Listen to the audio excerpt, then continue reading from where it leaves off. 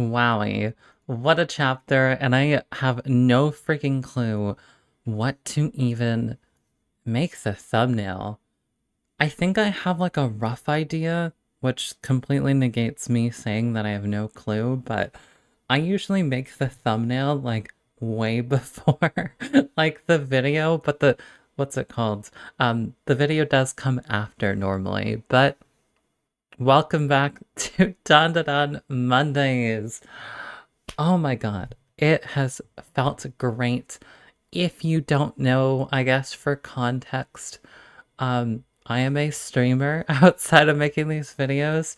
Um, and we played some Pokemon. So I feel refreshed after basically sleeping in all morning after a late night Pokemon stream. And now here we go, right? We have Team High School Oomfs.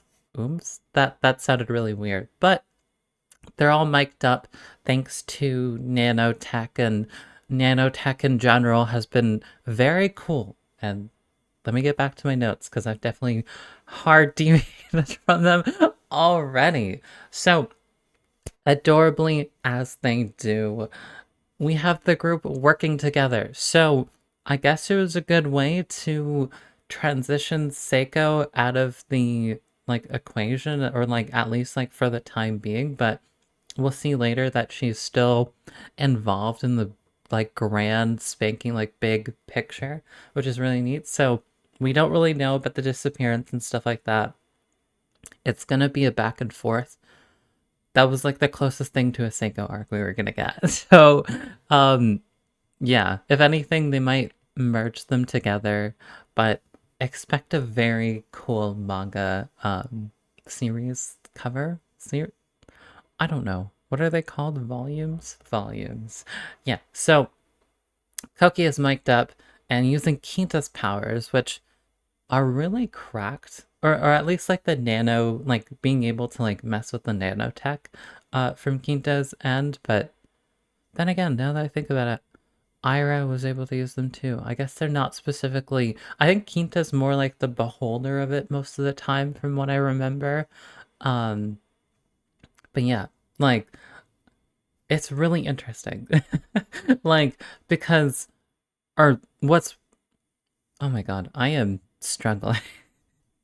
I'm like excited to talk about it, okay? Um, Sanjome. I'm gonna call him Sanjome. We know it's also Saint Germain as readers. Not everybody else knows that, but Sanjome. He disappears all the time. He kind of just like, but he kind of just like leaves, right? And it seems like nobody even realizes that he's left. It's as if like he rewrote history to perfectly not include him, right? There's this weird power that he has. I still don't entirely get it. Maybe it's one to one with something that I just don't understand.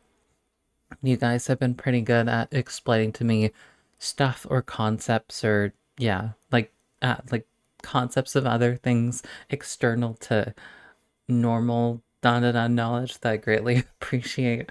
So that'll be interesting if these like glasses, right, are recording. Will they be able to find Sanjime in that recording?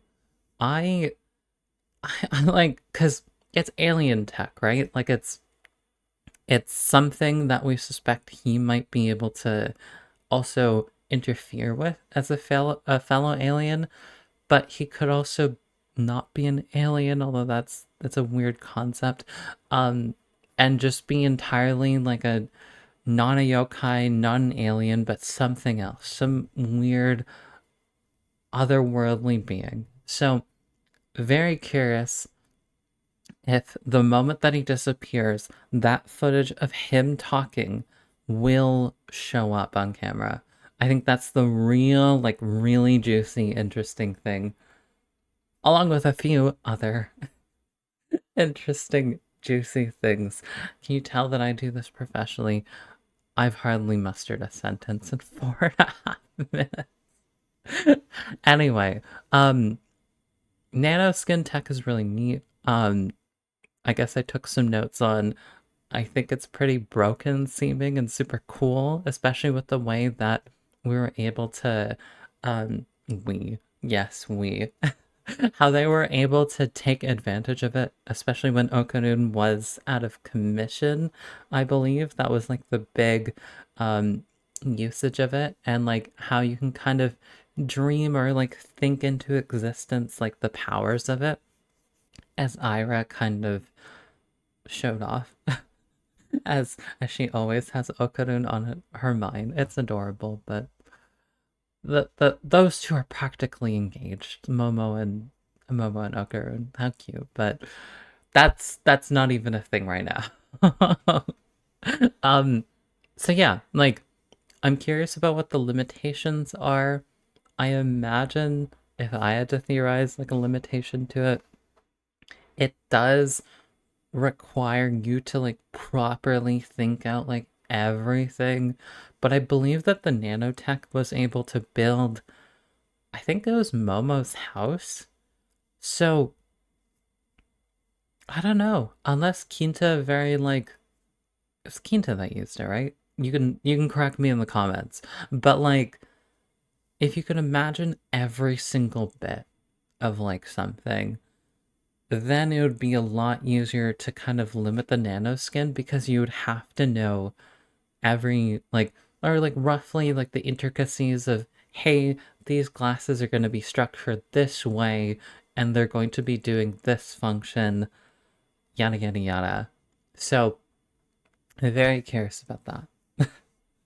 Okay, so enough of that, enough of all that. It's time to talk about, oh my god, I forgot her name. Miss Adachi. I'm trying not to rely on my notes, but I do have them also in front of me. So I'll like close my eyes to make sure that like or look away to make sure that I don't, I don't know, spoil myself. What am I doing? I I'm trying to be informative, but also in a very casual way. Okay. So we got Miss Adachi. She's introduced, and she's one of the new people to us. I guess maybe she was drawn like Rin as a background character, but she was one of three people that Kouki interacted with, and the other two being people we are very familiar with at this point, Queen Sensei and Sanjome. Now, it seems like they caught onto the Sanjome thing and him being a sussy little baka very early on. They I mean, literally him like checking in with her and being like, "Hey, you got the stuff," and like, yeah, I mean that that's a really obvious giveaway, I suppose, and that brings back to the point of, will they even be able to recollect like footage of that, or is Sanjime going to interfere with that? But going back to Miss Adachi, she's actually the reason why Seiko got into the problems that she did. So, along with Payase and I think Kashimoto, I wanted to say Kishimoto, but I know that's not correct. I'm pretty sure that's a mangaka.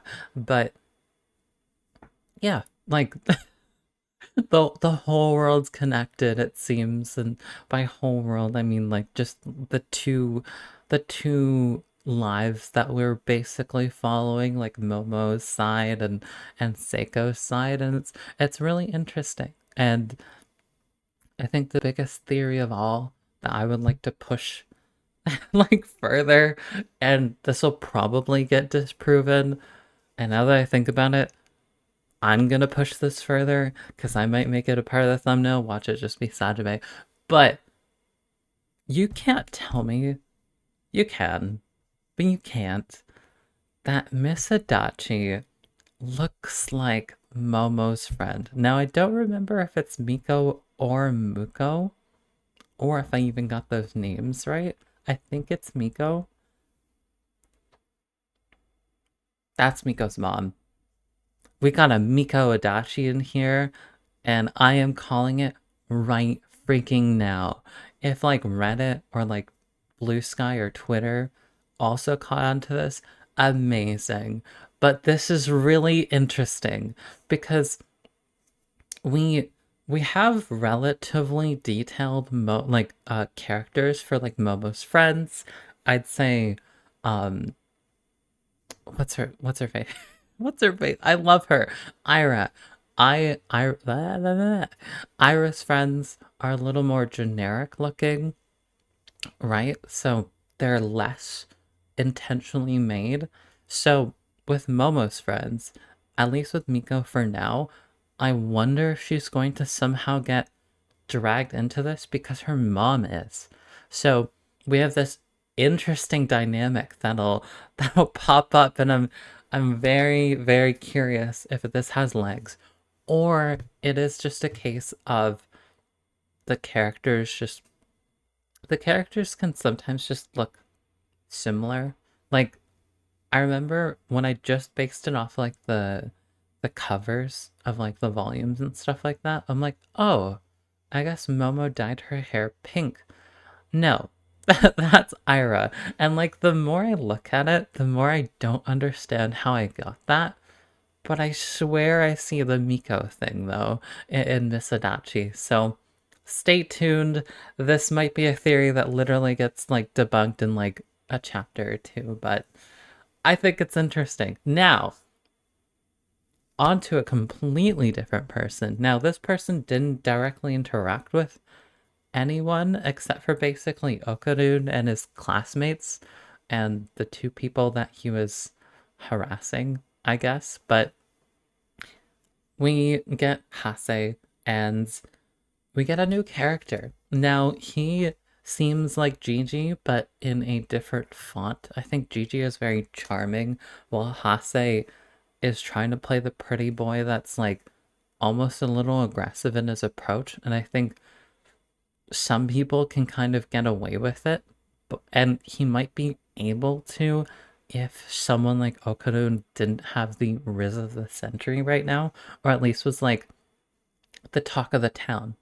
So clearly Okarun's like taking his thunder, and this brings into another very interesting. Wow, we are 12 and a half minutes in. Sorry to break the immersion, but this is really interesting because it kind of ties back to what I said in the previous chapter, where that old man with an incentive is a great indicator as to what we're going to start to see more of motives. Now, I was wrong about Saint Germain's motive kind of being revealed as maybe he's just kind of power hungry or something, but again, we're pulling at strings and crumbs. I don't know what the term is, but we are going to start to get them for all the characters that Saint Germain recruits.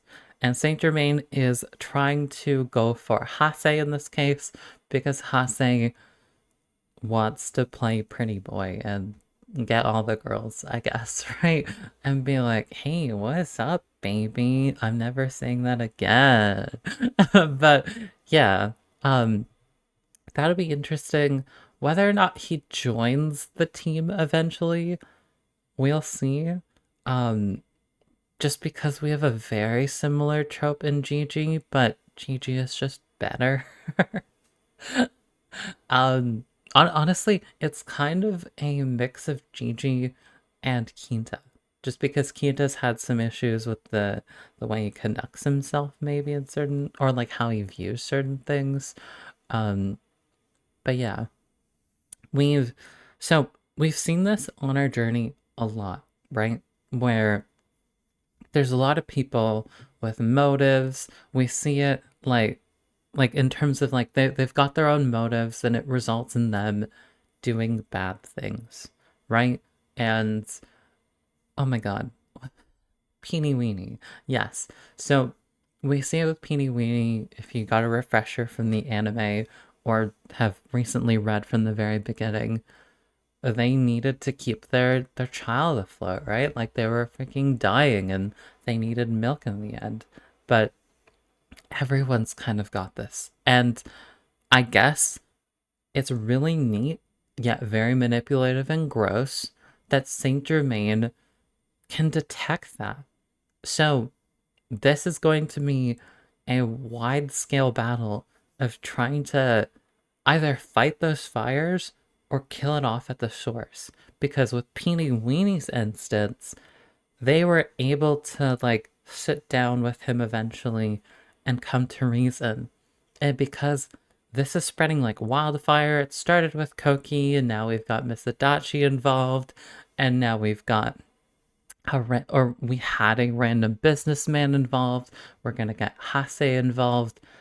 This is like spreading like absolute wildfire. So very curious very curious as to how this will pan out.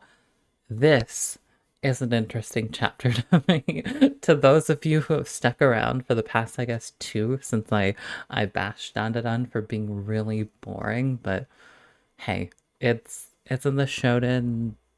I was gonna say attack, like the I forgot the action. Action. I literally forgot the word action. It's it's probably somewhere in like the genres that you describe Dandadan, but I like the byproduct of stuff. I think the conflict's really interesting. And yeah, I don't know why now that I'm ending the video, I have this sudden urge to rediscover Durara, which is very cool. I got pretty far. I'm not spoiling anything. And then I just stopped. Um but yeah, have a great start of your year if you haven't already. Welcome to 2025.